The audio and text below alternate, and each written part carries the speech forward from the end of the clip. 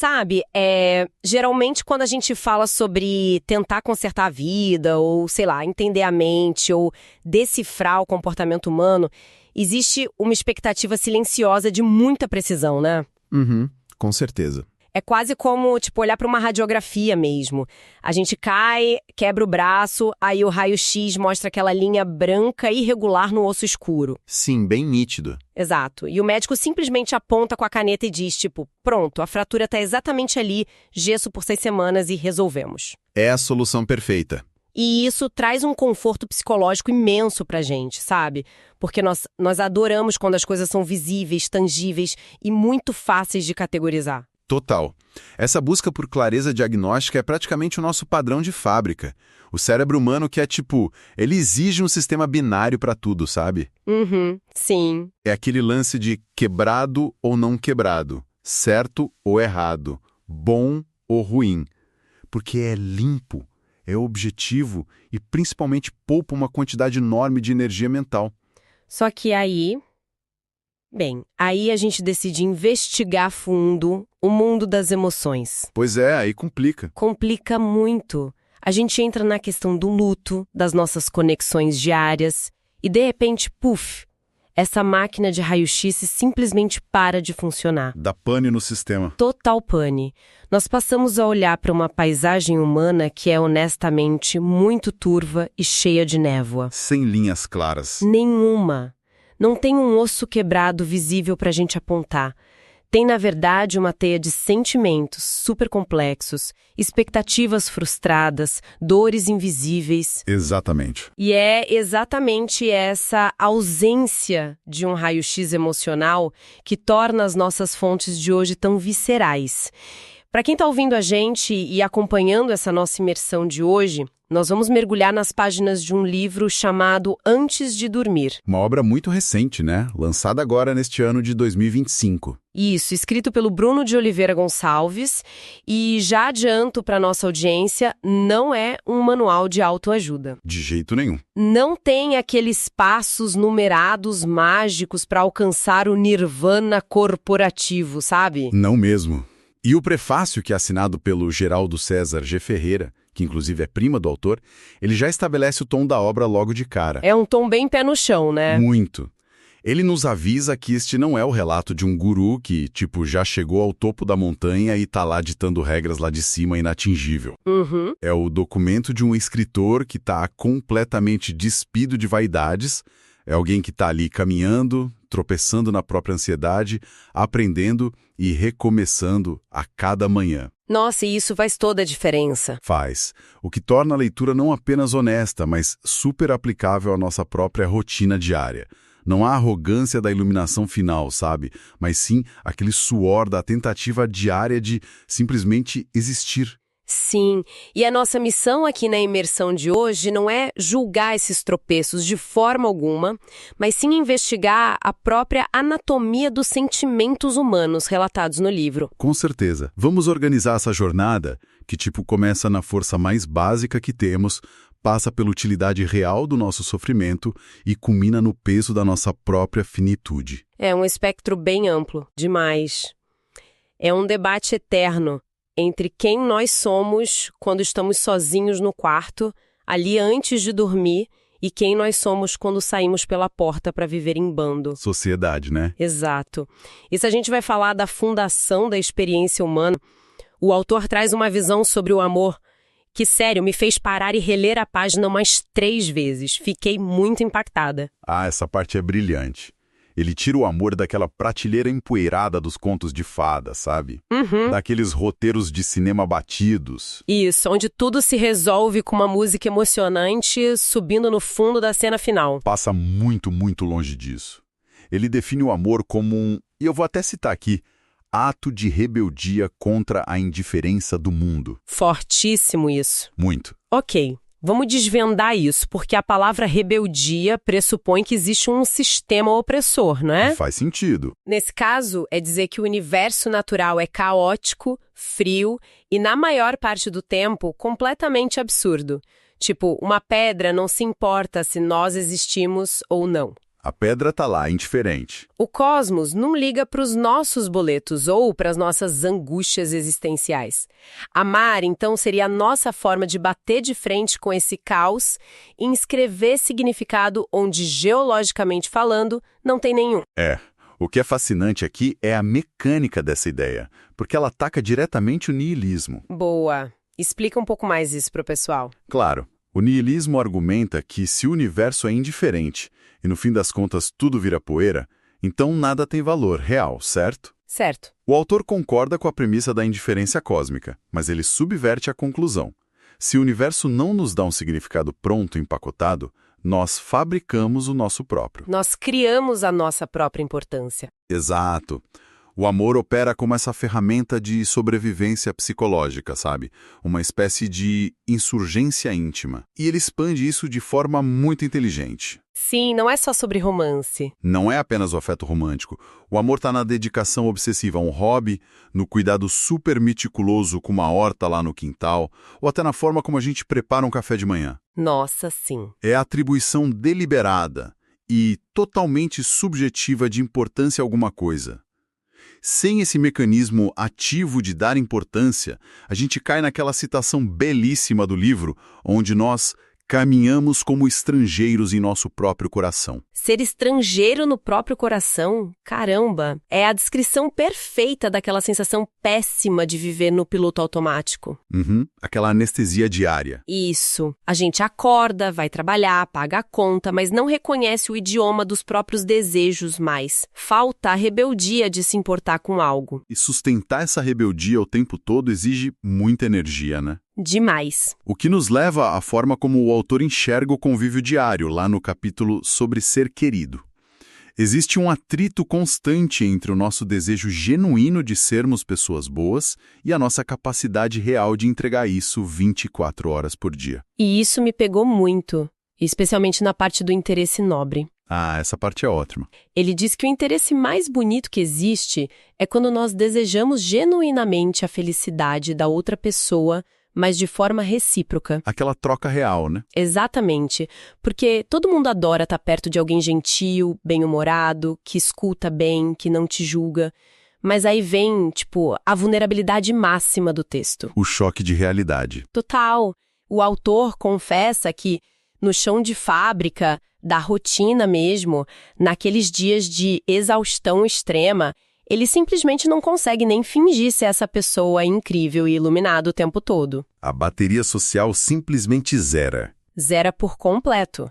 E ele conclui que, olha só, tá tudo bem falhar nisso de vez em quando. E a aceitação dessa oscilação é fundamental para a maturidade emocional, sabe? Com certeza. A exigência de uma performance impecável de simpatia o tempo inteiro não é apenas irreal, ela gera um ressentimento muito profundo na gente. Fica insustentável. Fica.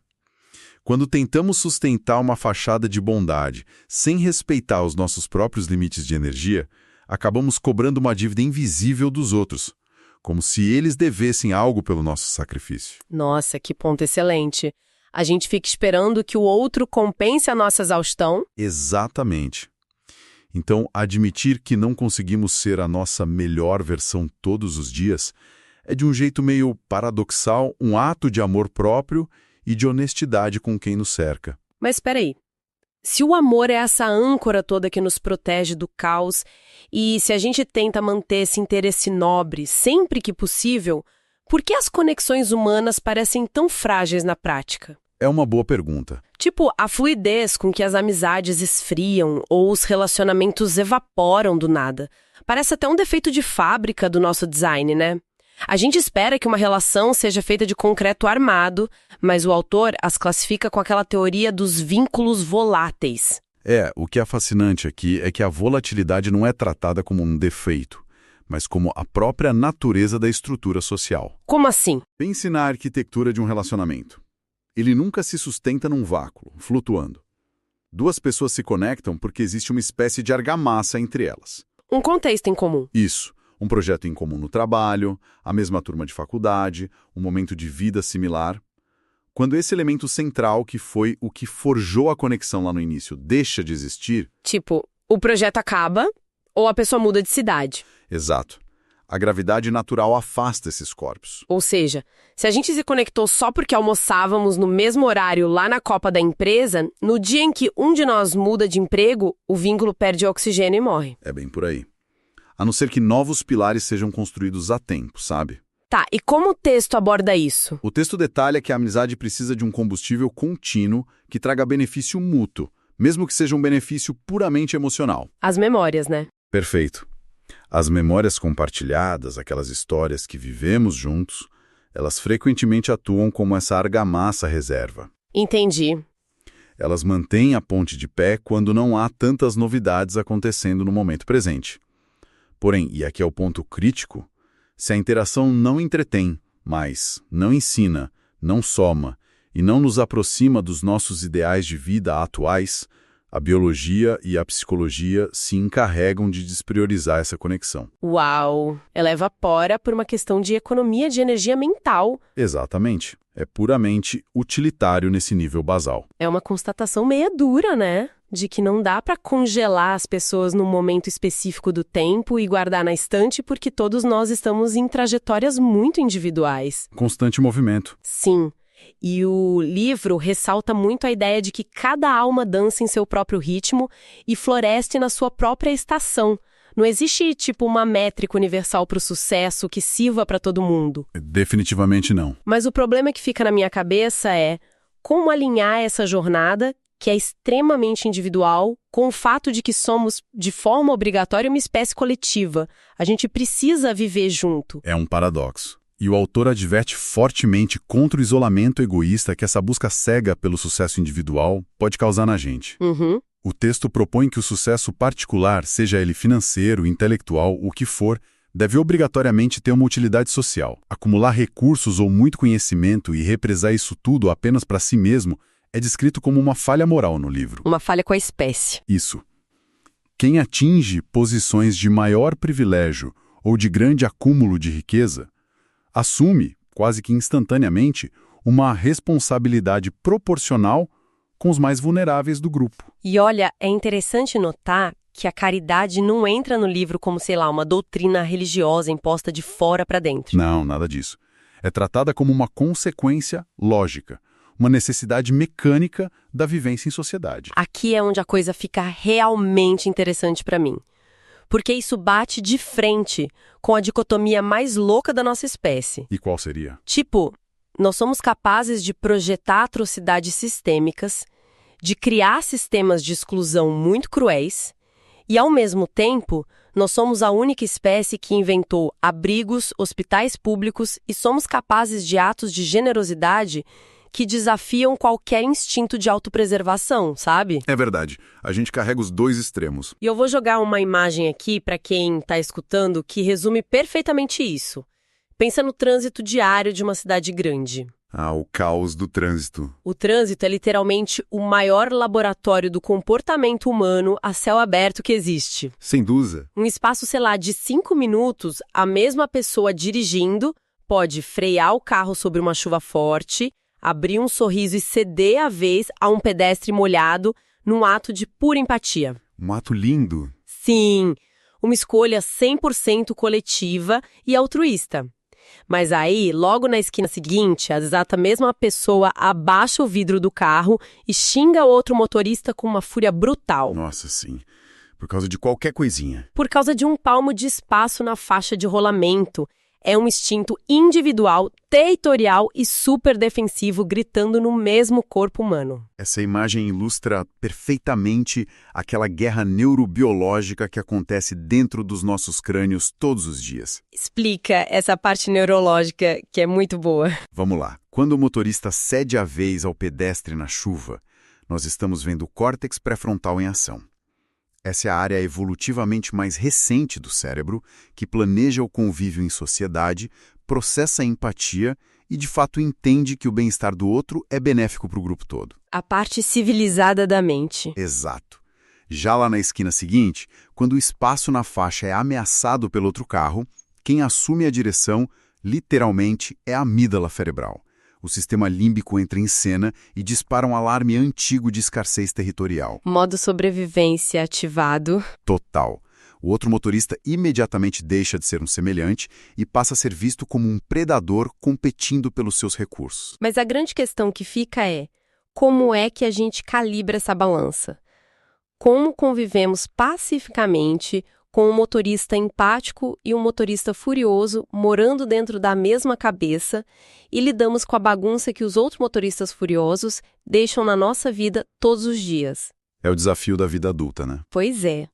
O autor diz que processar esses conflitos todos exige a prática da bondade como um mecanismo ativo de regulação interna. Isso me soou quase como se a bondade fosse um termostato emocional. Uhum. É como se, me corrija se eu estiver errada, ajudar o outro fosse, na verdade, uma forma de calibrar a nossa própria ansiedade. Você está certíssima. A analogia do termostato é extremamente precisa aqui. O livro justifica o ato de ajudar outras pessoas de forma gratuita, descartando completamente aquela premissa antiga de que fazemos isso por medo de alguma punição ou esperando recompensas numa vida após a morte. Não tem a ver com isso. Não. O mecanismo aqui é pura colaboração com a própria espécie, que por acaso vem aliada a um baita bem-estar neuroquímico. Como funciona essa química? Quando alguém se imagina no lugar do outro e o auxilia em um momento de vulnerabilidade, o nosso próprio cérebro libera ocitocina e endorfina. Aquela sensação gostosa de dever cumprido. Isso mesmo. Mas, filosoficamente falando, o autor conecta isso ao conceito de organização. Ao aplicar a bondade num mundo que parece sempre tão aleatório e injusto, nós criamos um padrão estético de ordem no meio do caos. A caridade, no fim das contas, acalma a mente de quem ajuda.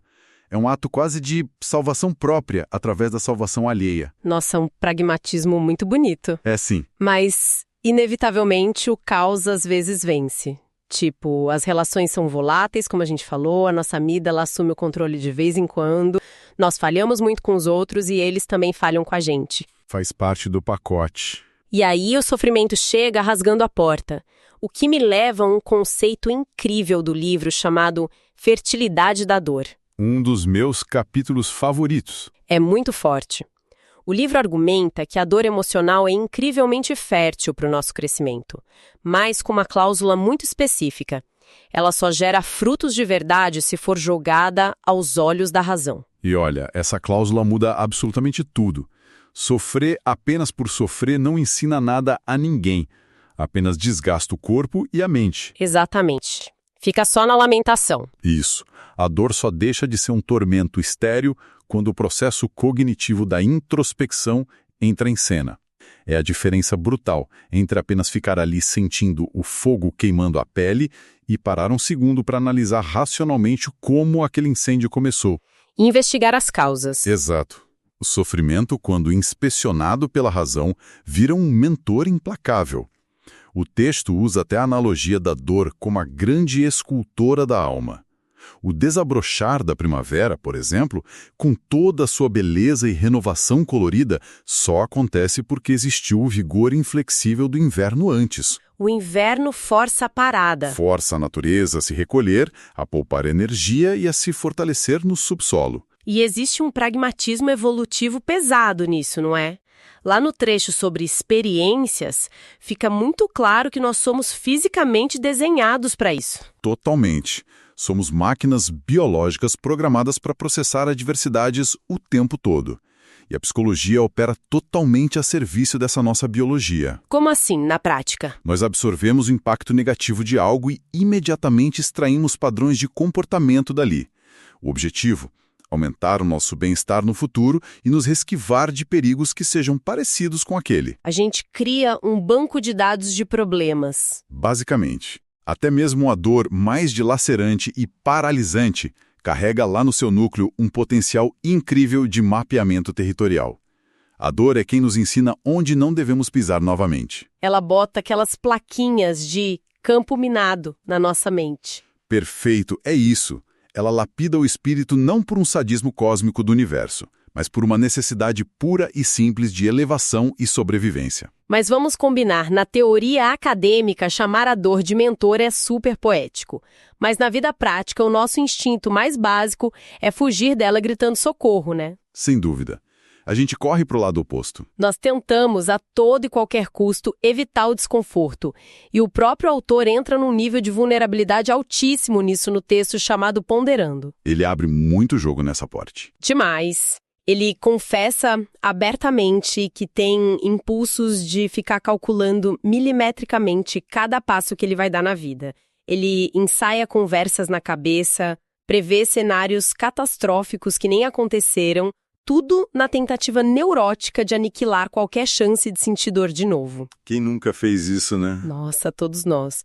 Só que ele esbarra numa parede gigante. Ele percebe que essa própria obsessão mal louca pelo controle absoluto acaba roubando toda a paz mental que ele estava justamente tentando proteger no começo. O tiro sai pela culatra. Total. A tentativa de evitar a dor gera um sofrimento mental ainda pior. Aí eu te pergunto, o sofrimento não seria, no fim das contas, o imposto inegociável que nós pagamos pelo simples fato de existirmos de forma não estática? Olha, você tocou no núcleo existencial do problema agora. A ilusão de controle é, disparada, a maior fábrica de ansiedade moderna que nós temos. É um peso enorme. E assim, se nós fôssemos pedras, aquelas entidades estáticas paradas no tempo e no espaço, talvez a dor fosse mesmo evitável. Mas nós não somos seres fixos.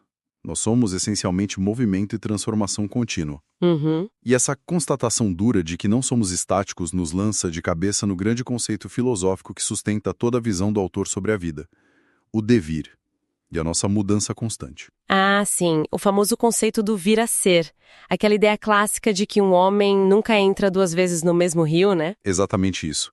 A fluidez daquele filósofo Heráclito aplicada diretamente à nossa biologia atual. O autor lá do livro reflete sobre a sua própria constituição física. Ele diz algo como: eu sou, eu fui e sempre serei o resultado de transformações químicas, biológicas e de tudo que é devir. É profundo. Muito. Para entendermos de fato as nossas emoções, a gente precisa assumir uma perspectiva quase cosmológica do negócio. Explica isso melhor pra gente. Pensa bem, os átomos de carbono e oxigênio que compõem os nossos corpos agora não surgiram do nada, num passe de mágica. Eles têm uma história de bilhões e bilhões de anos que foram forjados no núcleo hiperquente de estrelas que já estão mortas há muito tempo. Nossa, isso é alucinante de pensar. Nós somos, literalmente, o universo organizado de forma temporária em um formato humano só para ele poder pensar sobre si mesmo. É de causar vertigem parar pra pensar que, tipo, os átomos da nossa mão agora mesmo já podem ter sido parte do manto de um dinossauro ou de uma samambaia pré-histórica e agora estão aqui, segurando uma xícara de café e pagando os boletos do mês. Pois é, a rotina esmaga o milagre. Fluida o tempo todo. E é exatamente sob essa ótica do devir absoluto que a morte perde um pouco daquele seu terror paralisante como um fim literal, sabe? Uhum. Ela passa a ser compreendida mais como a reorganização derradeira de toda essa matéria e energia. Uma devolução. Mas o que eu acho mais genial é como o autor puxa essa imensidão astronômica toda de volta para a escala do coração humano. Como ele aterra a ideia, né? Sim, de um jeito brilhante, quando ele fala sobre o valor da vida e o processo doloroso do luto. Para mim, de coração, essa é a formulação mais comovente do livro inteiro. É um momento de muita sensibilidade no texto. Muito. Ele diz que o valor de uma vida pode ser medido não por métricas de produtividade do trabalho ou patrimônio acumulado no banco, mas sim pela extensão e pela intensidade da dor do luto que essa vida deixa para trás quando se vai. É uma métrica muito poderosa e brutal ao mesmo tempo. Ela desloca todo o sentido da vida, tirando ele do acúmulo material e colocando diretamente na reverberação do afeto que a gente causou. Porque, tipo, se a gente parar para dissecar o mecanismo do luto em si, o luto não é apenas a presença chata de uma ausência física. O luto é, na sua essência anatômica, a reverberação de um amor enorme que existiu e que, de repente, da noite para o dia, ficou sem o seu objeto de destino. Fica sem lugar para pousar. Isso. O amor perde o seu endereço físico no mundo e fica vagando, desorientado dentro da gente. E isso dói demais. Dói fisicamente até. Muito. A intensidade dessa dor gigantesca, desse rasgo no peito que a pessoa sente, é diretamente proporcional a profundidade do vínculo que foi arquitetado enquanto aquela pessoa ainda estava aqui. Então, o tamanho do luto é a prova em formato de eco de que aquela conexão realmente valeu o risco. E a compreensão plena de que essa finitude é a única certeza real do nosso devir esbarra diretamente numa angústia muito, muito específica da nossa época moderna. Uma angústia que o livro trata com muita lucidez. Qual delas? Nós somos confrontados diariamente com a brevidade ridícula do nosso tempo orgânico versus a nossa tendência quase patológica de ficar acumulando intenções. Ah, a famosa lista infinita de pendências existenciais e digitais, né? Ela mesma. Aquela angústia de ficar salvando artigos para ler mais tarde na aba do navegador, separar filmes na plataforma para assistir mais tarde, ou ficar prometendo cafés com amigos para marcar mais tarde num dia que nunca chega. Nossa, é muito comum. Nós ramificamos a nossa vida numa entropia gigante de intenções acumuladas que requerem um tempo que nós, matematicamente falando, não possuímos. A conta não fecha. Não fecha. O fato estoico e incontornável que o livro esfrega na nossa cara, sem dó, é que todos nós vamos morrer com a nossa listinha de assistir mais tarde drasticamente sobrecarregada. É um tapa na cara. É. E a ironia da natureza humana, que é muito bem apontada pelo autor, é que nós nos habituamos a contar 100% com o amanhã. Como se fosse garantido. Isso. Nós operamos com o pressuposto de que o amanhã é um direito nosso. Até que, por uma falha aleatória qualquer do nosso maquinário biológico ou um desvio trágico do destino, o amanhã simplesmente deixa de ser entregue e o coração cessa. Nossa. Então, o que a gente faz com tudo isso, sabe? Nós estamos aqui lidando com átomos que se reorganizam cosmicamente o tempo todo, com uma dor emocional que tenta a todo custo esculpir a nossa maturidade e com uma ampulheta invisível onde nós nem conseguimos ver o nível da areia que está caindo. É muita pressão existencial. Tem um poema do autor lá no livro chamado Tudo se Vai, que joga a lente lá para longe para nos ajudar. Ah, esse poema é um ótimo contraponto. Ele lembra que nós, humanos, lutamos muito para nos eternizar. Nós queremos sempre deixar um legado que dure para sempre, seja num livro, numa empresa, nos filhos. Mas ele quebra essa ilusão, lembrando que até o próprio planeta Terra será engolido pelo Sol um dia. A raça humana, no longo prazo, também vai se extinguir e virar poeira cósmica novamente. Nada escapa. É uma constatação que, se a gente fizer uma leitura superficial, poderia facilmente servir de gatilho para um niilismo totalmente paralisante, né? Do tipo, eu não vou fazer mais nada. Exato. O pensamento de, se a Terra vai acabar daqui a bilhões de anos e meu corpo em algumas décadas, então nada do que eu faço agora importa de verdade. Mas a provocação brilhante de antes de dormir é justamente provar o exato oposto disso. Como ele vira esse jogo? Se tudo é tão absurdamente efêmero, tão fluido e destinado a passar, a resposta para isso não deve ser a apatia. O fato de que nada é permanente é a única coisa que injeta valor real nas coisas. A escassez cria o valor. Isso deve gerar uma urgência desesperada na gente em vivermos agora, em abrirmos mão do nosso ego agora, em abraçarmos as pessoas que amamos com toda a força agora. Porque o agora é literalmente a única geografia onde a vida realmente acontece. O resto é abstração. Perfeito. A impermanência não dilui o significado das nossas ações. Muito pelo contrário, ela é a tinta que sublinha e destaca a importância de cada instante fugaz nosso. Muito poético isso. E é verdade, porque se nós fôssemos eternos e indestrutíveis, nós poderíamos tranquilamente deixar aquele pedido de desculpas importante para o século que vem. Verdade. É justamente a sombra do fim que dá tanta urgência e significado ao amor. Nossa, maravilhoso. E olha, olhando para toda a arquitetura dessa jornada que nós desbravamos aqui juntos hoje com a nossa audiência. Foi uma caminhada longa e profunda. Foi intensa. Nós começamos desconstruindo o amor romantizado e fofinho e passamos a entendê-lo como um ato mecânico e ativo de rebeldia, que é o nosso antídoto pessoal para injetar calor e sentido no universo que é, por natureza, frio e indiferente. Sim. E depois nós dissecamos as nossas relações interpessoais. Uhum. E entendemos juntos que as conexões são inerentemente voláteis, precisando muito da argamassa constante das memórias e do benefício recíproco para não desabarem com o tempo. Exatamente. Aí nós navegamos por aquela tensão super comum entre os nossos instintos mais egoístas, a amígdala, e o nosso dever de caridade coletiva, o córtex pré-frontal.